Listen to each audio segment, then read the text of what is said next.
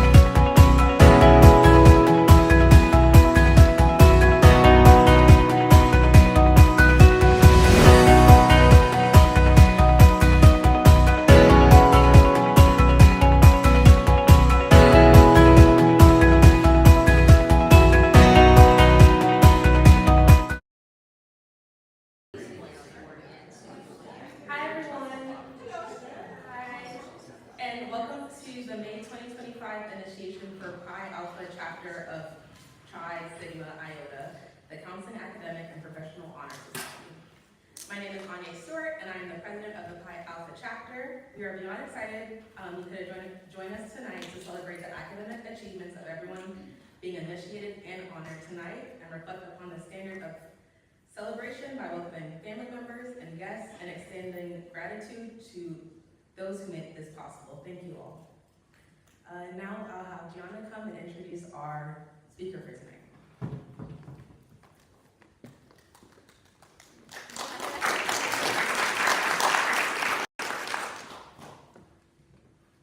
Our keynote address is given tonight by Dr. Jennifer Niles.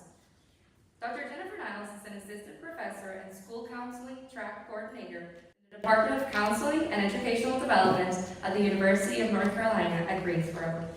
She holds a master's in school counseling from Wake Forest University, a PhD in counselor education and supervision from William & Mary, and is a national certified counselor, national certified school counselor, and approved clinical supervisor. Clinically, Dr. Niles has served as a school counselor at elementary and secondary levels, a family clinician with families and children in foster care, and in private practice with clients across the lifespan. In her scholarship, Dr. Niles' work centers on school counselor, hope and well-being, school-based interventions, contemplative practices, and spiritual competence in counseling. She has authored over 25 peer-reviewed publications and contributed to multiple book chapters in leading counseling texts. She serves on editorial boards for several leading counseling journals, including Professional School Counseling and Journal of Counseling and Development. Additionally, she serves as the treasurer of the Association for Spiritual, Ethical, and Religious Values in Counseling, and chair of Chi Sigma Iota's Leadership and Professional Advocacy Committee. As a result of her work and service, she has received national awards, including ACA Best Practices in Research Faculty Award and the Acerbic Meritorious Service Award. Please help me welcome Dr. Niles.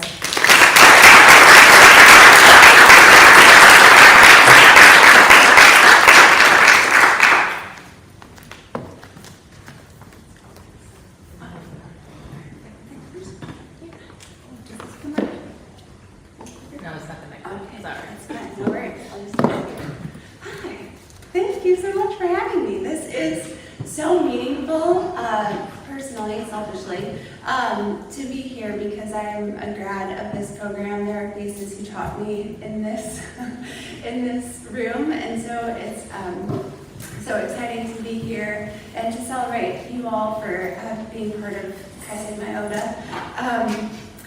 One thing that I have always loved about Wake Forest, one of the things specifically about the counseling program, is that it draws compassionate people. I don't know if you noticed that about y'all. You're a pretty compassionate group.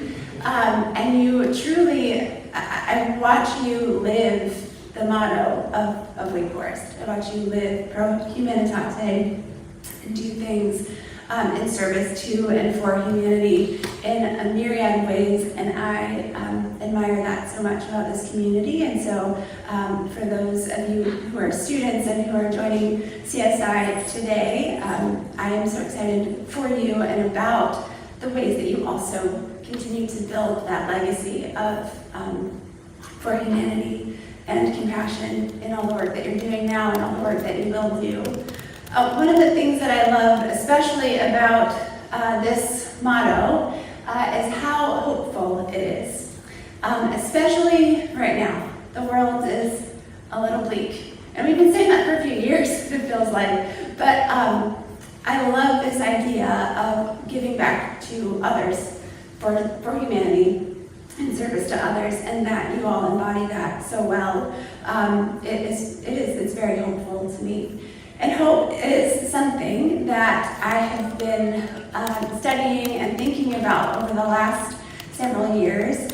I was a school counselor in Winston-Salem and struggled sometimes to find a sense of hope. It can be tough out there, sort of carrying kids' stories or listening to different parts of our world and how those are impacting the kids and the clients that we work with. It can be challenging, but also it can be really hopeful. I am of the opinion that there are no other careers as hopeful as counseling and school counseling. I am biased, but I feel like we are the most hopeful of them all, because we believe in the possibility of what can be, and that we can reach that idea of what can be. So when I was thinking about hope, and I was thinking about this talk with y'all, I started thinking about what are some of the different quotes that we have heard maybe in popular culture about hope. So let's look at some of those. The first one that I really like is Emma Mott. You know the author Emma Mott? She was here last year. Not here, but like, yeah, downtown. Yeah, that's cool. So Emma Mott says, hope begins in the dark, the stubborn hope that if you just show up and try to do the right thing, the dawn will come. You wait and watch and work. You don't give up.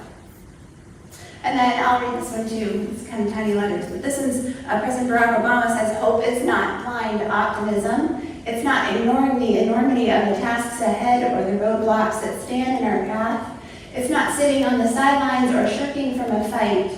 Hope is that thing inside us that insists, despite all the evidence to the contrary, that something better awaits us if we have the courage to reach for it and to work for it and to fight for it.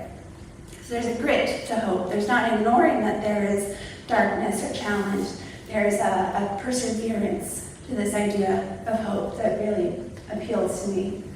Maya Angelou, Wake Forest professor, said the nice thing about hope is that you can give it to someone else, someone who needs it, even more than you do, and you will find you have not given yours away at all. And I think if anything, you'll find that it multiplies the idea of hope and our feelings of hope. It also speaks to that idea of installation of hope that we learned about in group class, right?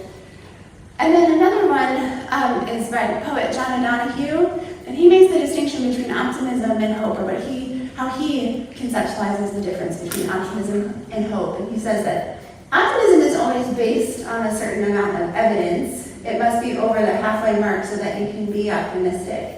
But the beauty of hope is that even in the situation of no evidence that things are good, you can have a completely hopeful heart. What I like about that is that it's sort of it's not even getting into the fight about is it a half full glass or is it a half empty glass. He's saying, well, it doesn't matter. My glass can be completely empty and I can still have hope. Whereas optimism needs to have that argument about is it half full or half empty. So other hope metaphors and idioms and opinions even, you've heard like hope floats. It's like a Sandra Bullock movie too. Yeah. Hope floats. And hope is the thing with feathers. The Emily Dickinson poem, beacon of hope, glimmer of hope, lots of light, ideas, light at the end of the tunnel. Hope is fuel that drives us forward. Hope springs eternal, this idea that it can keep going and going. But sometimes it also gets a bad rap, but I think that's unfair. I think people have conflated it with other things, but just to be offer a balanced perspective. We also hear about false hope, right? Like hope can be misleading, maybe, or fickle, or that idea of don't get your hopes up, which is kind of like don't get your expectations up. There's also Henry Miller, who's an author, said hope is a bad thing. And then Nietzsche, who's always really optimistic, he just drove it home. He said hope is the worst of all evils because it prolongs the torments of man. And I think Nietzsche needed a snack. Someone to lighten the mood a little bit for him. But I also think that those pieces aren't quite capturing what hope is. Charles Snyder is a theorist that conceptualized hope for us in a positive psychology perspective. And I like his definition. He calls it not a passive emotional phenomenon that occurs only in the darkest moments, but a process through which individuals actively pursue their goals. So the thing that's cool about this, even in comparison to those quotes that I really like from Emma Mott and President Obama and Maya Angelou, is that those all kind of talk about it as if like it's like a candle, a flame on a candle, and you have it or you don't. It's like there, it's blown out. But Snyder's thinking about it more as like it's a muscle, it's something we can strengthen. It's a process that we actively engage in, that we are part of, just like hope can be part of us. So to break down Snyder's hope theory a little bit more, his first idea is that, okay, so we need a goal if we're gonna have hope. We first need to have an idea of a goal. And then, pathways is another element of what we need. So we need goal first, and then we need pathways, which is, can I think of all the different ways that I can get to my goal? Lots of different paths or routes to achieve my goal. Multiple. He doesn't just say pathway, he says pathways, lots of different options. Because inevitably, when I walk down one path, I trip over a branch, or I run into like a hurdle, or there's a bear, and I have to switch paths. So multiple pathways. And then agency, which is, Snyder says, kind of like the I think I can train. I think I can. The motivation and the belief that I can actually take steps on these paths towards achieving my goal. And when I have all three of these things, then I have hope. I can't really have hope without one or the other. If I have a goal, but I can't, a goal and agency, I know what I want and I believe I can get there, but I don't know where I'm going, then I won't feel the hope that I can do it. If I have all the pathways that I can think of and I believe I can do it, but I don't know where I'm going, then I'm just gonna kind of run in circles. And then if I have lots of pathways and a goal, but I don't have agency, then I will be paralyzed by the possibility and overwhelmed by all of the different options and not ever feel like I can choose one. The other thing he says is that pathways and agency, they feed into each other. So the more that I think about different options and then take a step towards an option, then I'm informed about maybe some other pathways. And then there's this sort of creative reciprocal dance that happens that continues to add on to each other and onto our sense of hope. So when I describe this, a lot of times people will say, well, but how is that different than like self-efficacy or than optimism? So I was thinking about this and what I've read about it, and I thought, okay, well, we'll make it on a continuum, the continuum of feeling good about stuff or feeling good about myself. And so if we look just at self-efficacy is very task-specific. It's something, so we can think like, maybe I feel really good about my ability to reflect feeling, but that might not transfer to how good I feel about my ability to ask effective, open-ended questions in counseling, right? It's very tied very specifically to the thing that I'm doing. How I feel, how well I feel I can do it is stuck very closely to the task itself. It's tied to the context. So my counselor self-efficacy might be different than the role in my family's self-efficacy. Wherever I am in space is closely linked to my self-efficacy that I feel about it. But the good thing about it is that it grows with practice. The more that I do something, the more self-efficacy I can feel about it because I know I've done it before. But then the downside of that is that I need evidence from the past that I have done it before in order to feel like I can do it again. And so because of that, self-efficacy is pretty realistic. It's almost rigid in being realistic. And then if we think about optimism, it's kind of on the other side of the spectrum. It's more general. It doesn't really need a goal or a task. It's kind of broad, like, it'll all work out, which is a good perspective to have. Yes, it'll all work out, because maybe that means I'll make meaning out of whatever my experience is, and that will be good. But also, it will all, like, what is it? It'll all work out. How? How will it all work out? It's not specific enough to guide us in any direction, but it's trusting, but it might not be realistic. Where hope, I think, hits the sweet spot in the middle. It's goal-oriented, but it's adaptable. I can change my goal. The more information I get about my goal, the more I can change and create new goals. And I can creatively problem solve when I encounter that branch in the path or the bear that I have to work around. It's all about possibilities. Possibilities that I can try out and then I can learn from and I can fail at and then I can do something new with it. It's transferable across settings. So when I build hope in my faith community or in my families or in my work or in my sports things, then that hope transfers. It comes with me wherever I go. It's aware of the environment though. It's influenced by the things that are going on around it. It doesn't ignore that there is darkness or there is challenge, but it's aware of the now and what could be, even with the influence of the environment. So hope is important because if we don't have it, we tend to feel like we don't have control or agency over our life. That can lead to more risk for mental health concerns and risk for substance use. And overall, it reduces our well-being and our sense of safety. And when we have hope, it reduces those risk factors. It increases our sense of pro-social behaviors and our sense of belonging in communities. It predicts life satisfaction, increases resilience, reduces substance use, improves relationships, increases coping and stress management skills, adaptability, all of those good things. So we know about all of this for our clients in the world, and we think about people generally. But I started to wonder, so what does that mean for counselors? So I've looked at hope specifically, thinking about school counselors, and one piece, so we started with looking at we know that burnout happens for us, right, for school counselors and for counselors a lot, because it's heavy work, and it can be demanding. And we know burnout we have a high risk for that. So if we were to look at how burnout predicts self-efficacy, we would know, yes, okay, the more burnout I feel, the less good I feel about my ability to do my job. But then we said, okay, well, let's look at what hope does with that. And even more than burnout, hope predicts self-efficacy. If I have hope, even if I feel some burnout symptoms, I will feel better about how I'm doing at my job than if I don't have hope. So then in another study we thought, okay, so let's look at like stress. We know stress happens and how much people like their job.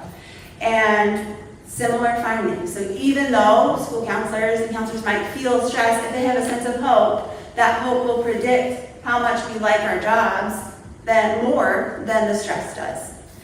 And then we looked at, okay, well, if hope impacts the way we feel about the work that we do, what does it impact as far as like what we do? How does that translate into the work itself?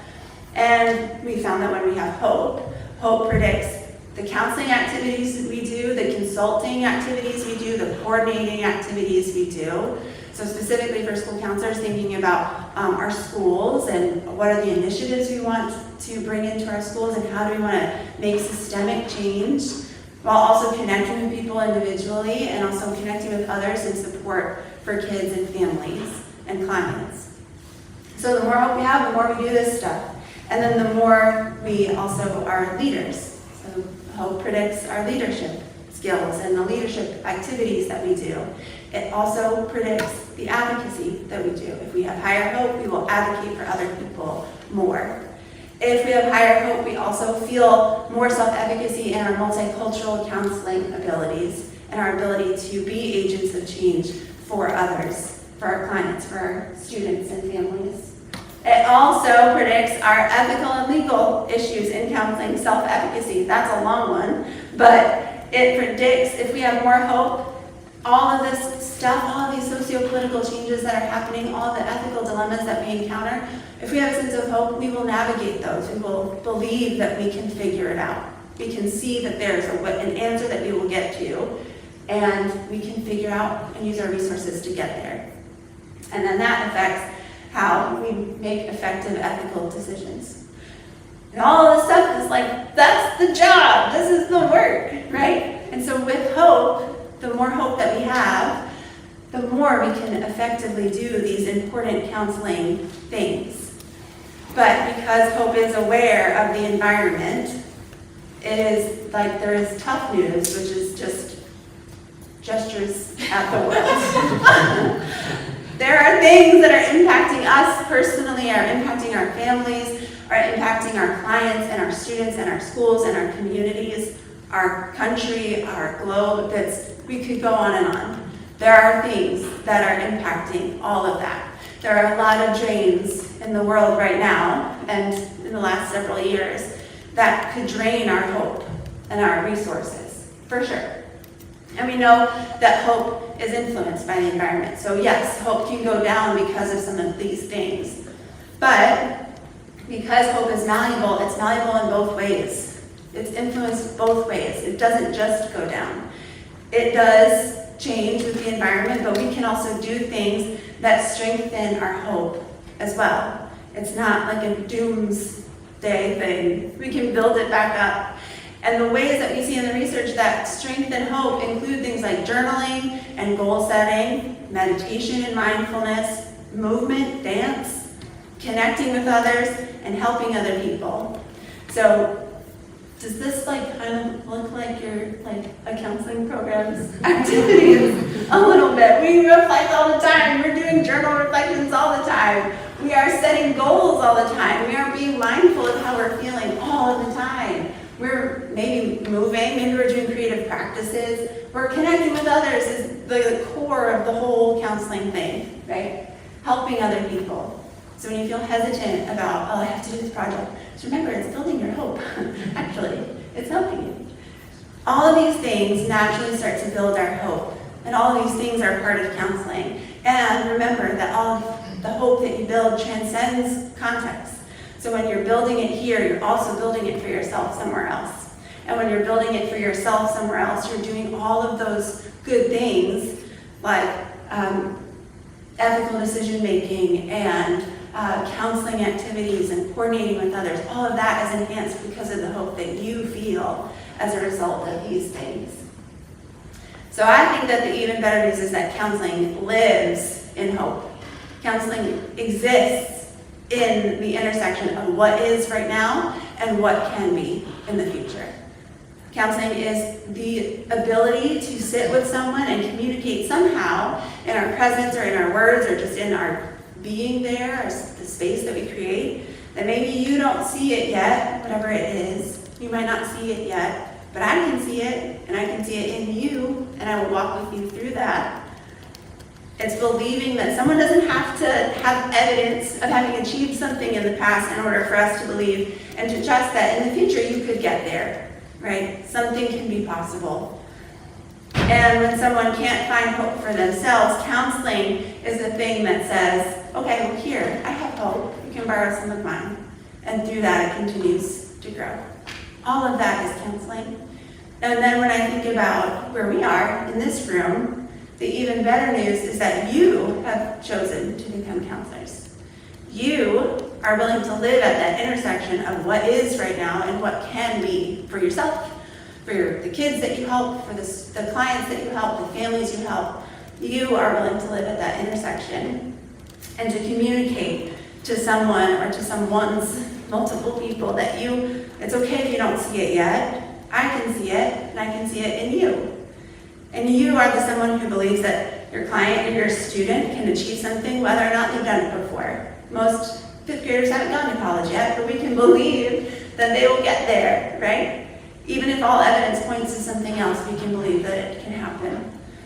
And you are the ones that get to sit with someone who might feel at a loss for hope and say, here, you can borrow my hope.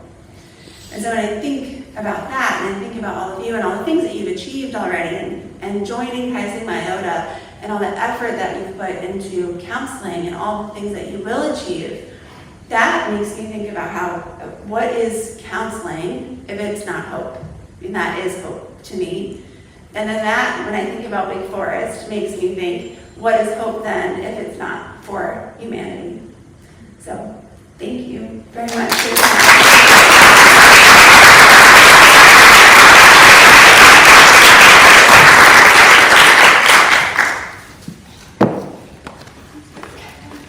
Thank you, Dr. Nels. We appreciate your remarks and the time you've given to be here this evening. On behalf of our chapter, we'd like to offer you this of appreciation. Thank you so much. Thank you so much.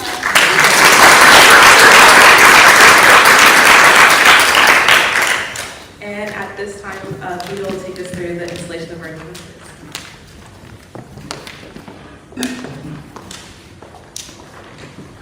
At this time, we move to the installation of our new members. Chi Sigma Iota is the Counseling, Academic, and Professional Honor Society International. As such, members are committed to maintaining high standards of professional competence and service. Our goal is to serve others to the best of our ability and to encourage others to do the same. As members of the counseling profession, members of the society have distinguished themselves through scholarship and professional excellence, which is exemplary. This is an occasion of inviting new members into the society who share the same commitment and goals. We welcome them and this opportunity to recognize their achievements to earn this distinction. Will the first and only row of candidates please rise and line up to the left on the rail?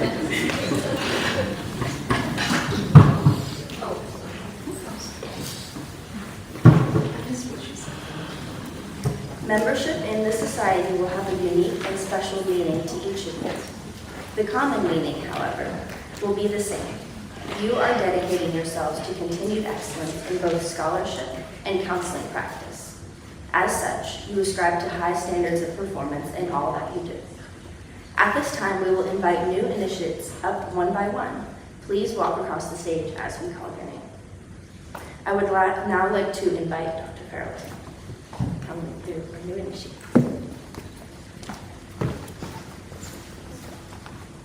I've been placed a high responsibility to say your names correctly, so please bear with me. Lauren Bardwell lives in Portland, Oregon. She is on the mental health counseling track and has earned her undergraduate degree in English from Millsaps College and a previous master's degree in education from Middle Tennessee State University. In her free time, she enjoys traveling with her husband, hiking with her dog, and trying out new recipes. Congratulations.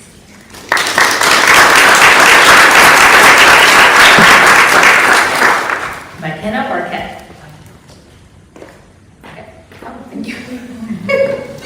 Apparently, I can almost attest to it. Juliana Bright.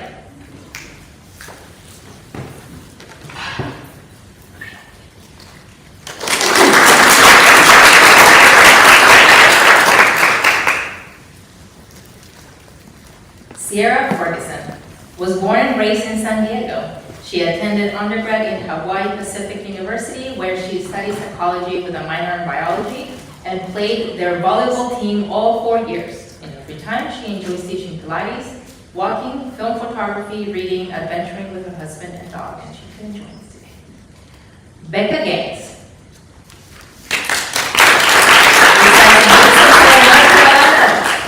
She is in the clinical mental health track and earned her undergraduate degree in criminology and criminal justice from the University of Maryland, College Park.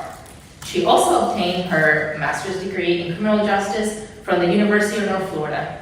In her free time, she loves going on Saturday morning outings to the farmers market, craft shows, and used book sales with her best friend.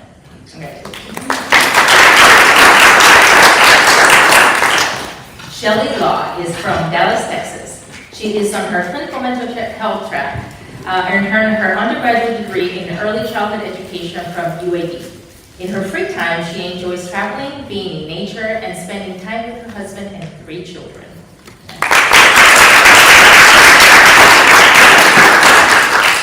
Kristen Levens. I feel like this is like Reverend. I'm not called Reverend in the church, but I have to say it. Reverend George Willis Logan is from Roanoke, Virginia. He's on the mental health track and earned his undergraduate degree in history from Middlebury College, and leadership master's from Georgetown, and a master's in divinity from Duke University. In his free time, he enjoys being with his family, traveling, cooking, hiking, tennis, Pilates, we have a lot of time, and looking for grace in every nook and cranny.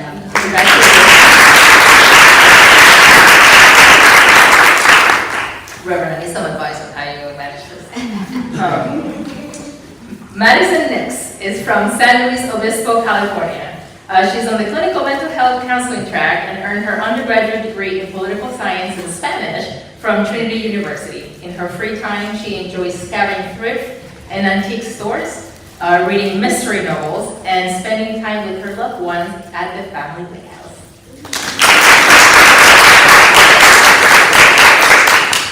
Kate Cooney-Pico is from New York City and is pursuing the clinical mental health track.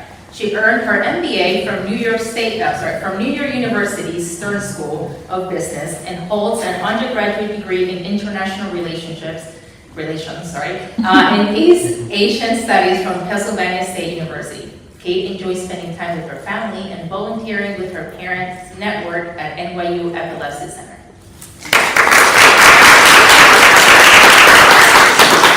Amanda is from Miami, Florida. She is on the clinical mental health track and earned her undergraduate degree in the international business and global marketing from the University of Phoenix. In her free time, she enjoys running with her huskies, boating, and exploring historic lighthouses with her family, and teaching special effects makeup and costumes to local theater troupes.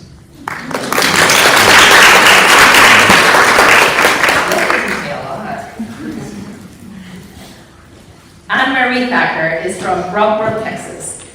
She's on the clinical mental health track and earned her undergraduate degree in nursing with a minor in religion from Texas Christian University. In her free time, she enjoys yoga, singing, and spending time in nature.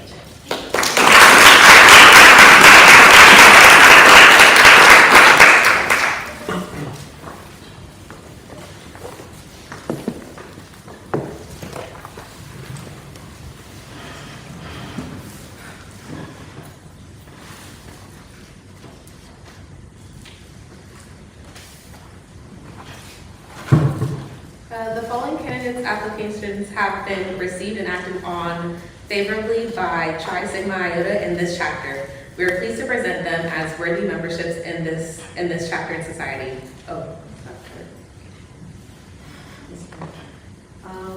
And now our chapter secretary, Austin, will lead us through the CSI pledge.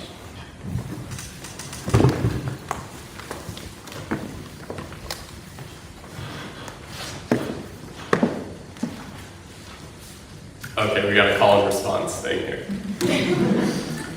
On this occasion, you are asked to publicly declare your commitment to striving for high standards of scholarship and clinical practice. If you will accept the rights and responsibilities of membership embodied in the bylaws of the society, please answer, I will. I will. Further, you are asked if you are willing to continue encouraging excellence in the professional settings in which you work. If so, please answer, I am. I am. Finally, you are asked if you will support and encourage the members and activities of this chapter in society through personal involvement in their professional programs. If so, please answer, I will. I will. Congratulations and welcome to the Pi Alpha chapter of Chi Sigma Iota. Please give our new initiates a round of applause.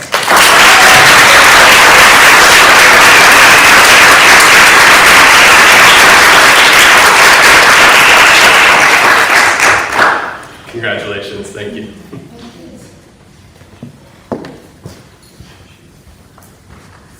Alright.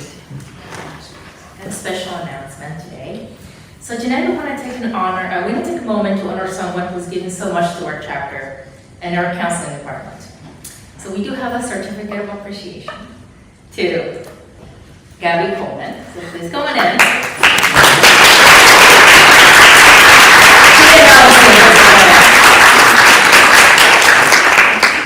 So she was our chapter secretary last year. And so for day one, Gabby brought excellent leadership, boundless optimism, if you know her, and high energy to everything she did. Her selfish attitude and unwavering commitment to her community have significantly benefited our chapter and the department as a whole. Gabby truly went above and beyond her duties. She dedicated countless hours in putting together a fantastic monthly newsletter. She also took, which addressed the needs of new marginalized communities for every month. She also took the vital task of keeping records and helping with their accreditation and documentation, ensuring there are continued success in the program. And who could forget her incredible involvement in every single chapter event. Her passion has always been contagious, even when she convinced some people to walk over 11 miles and hit the brakes. I was sore for like 2 weeks after that. Gabby, we're so appreciative of your leadership and your hard work, and we wish you the very best in your next endeavor when you become a counselor educator. And we know you will be an incredible force of good in the lives of future students. So here's a certificate of appreciation from our chapter.